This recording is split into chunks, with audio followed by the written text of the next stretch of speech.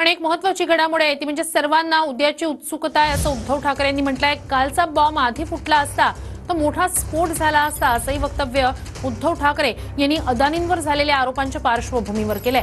वसई विरार मधला नोटांचा बॉम्ब सर्वांनी पाहिला असंही उद्धव ठाकरे म्हणाले। सर्व वाट बघतो आहोत, एकच जरा थोडीशी रुखरुख म्हणण्यापेक्षा काल जो बॉम्ब फुटला तर 4 दिवस आधी फुटला असता तर त्याचा स्फोट मोठा झाला असता। 19 तारखेला एक बॉम्ब फुटलेलाच आहे आणि हा नोटांचा बॉम्ब जो काही जरा थांब देतात, नोटांचा बॉम्ब जो काही वसई विरारला फुटला तो सुद्धा लोकांनी पाहिलेला आहे।